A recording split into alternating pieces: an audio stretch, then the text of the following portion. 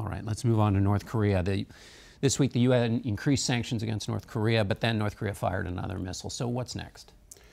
Well, first, I think it's important to understand the policy of the United States, John, towards North Korea is to deny North Korea possession of a nuclear weapon and the ability to deliver that weapon.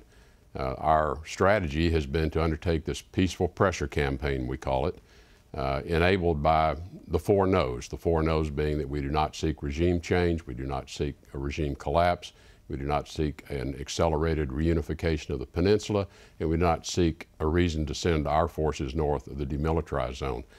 So the peaceful pressure campaign is built around in putting together the largest and strongest international coalition we can to send the same message to North Korea and to North Korea's neighbors, China and Russia, that this is the policy of the rest of the world. And you've seen that expressed now in 2 unanimous Security Council resolutions to impose the strictest sanctions ever. All of that designed to bring North Korea to the table for constructive, productive dialogue.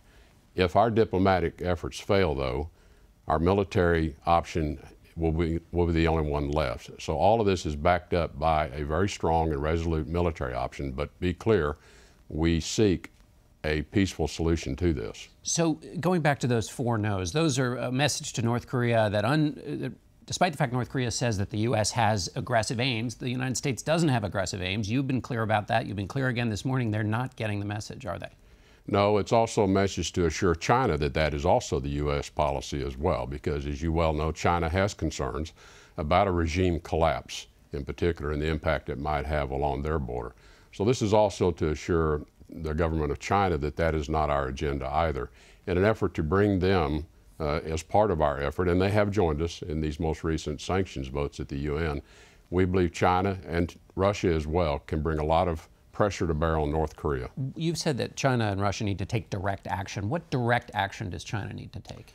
Well, there are 2 particular economic revenue streams to the North Koreans that are quite important to their ability to fund their weapons programs and to maintain their economic activity just within their own country. One, of course, is energy. No economy can function if it does not have access to energy. China is the principal supplier of oil to North Korea. They have cut off oil supplies in the past when things got bad. We're asking China to use that leverage they have with North Korea to influence them. And in the case of Russia, it's foreign laborers. Russia has over 30,000 foreign laborers from North Korea. Those wages all go back to the regime in North Korea. China says if they cut off the oil, it will lead to that collapse that they worry about. Is there anything the U.S. can do to allay their fears? Well, what we've said to them is, look, you have the best information. You have your hand on the valve. You set the valve where you think it's going to create the message that you want to send to this regime, that they must change the path they're on. So we're leaving it in China's hands at this point. And why not just start talks now? China, Russia, France have all said the U.S. should solve this with talks at the diplomatic table. Well, I'm waiting for the regime in North Korea to give us some indication that they're prepared to have constructive, productive talks. We have tried a couple of times to signal to them that we're ready when they're ready, and they have responded with more missile launches and a nuclear test. All they need to do to let us know they're ready to talk is to just stop these tests, stop these provocative actions, and let's lower the threat level and the rhetoric.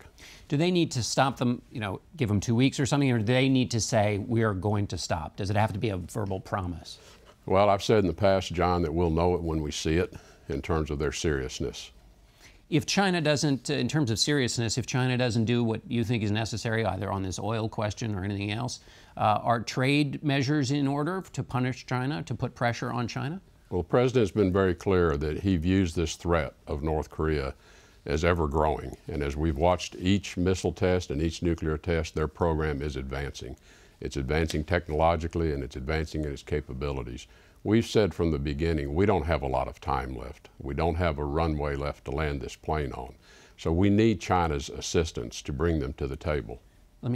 This week the President's going up to the United Nations. He's going to speak. He has talked about an America First policy. That's what he's talked about in office. The United Nations is a collective action group. How does America First fit into a group, an organization that exists through collective action? Well, I think it's a very important week for the President up at the UN General Assembly. There's 2 aspects of his participation up there. One is his major speech that he will give to the General Assembly. The world will be listening, the American people will be listening.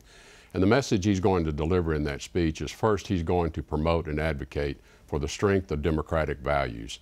And he's going to reinforce that it is those shared values that bind our alliances together and that have kept the world a stable place. So he is going to be advocating for those values and the protection of those values. And then he's going to be making the case that those values are under attack. They're under attack from threats that we just spoke about in North Korea. They're under attack from threats of Iranian destabilizing efforts. They're under attack by others who would undermine our democratic values. So he is going to be very clear in terms of his view that that is what brings us together. That's what binds these nations together and makes us most powerful and also creates a stable world.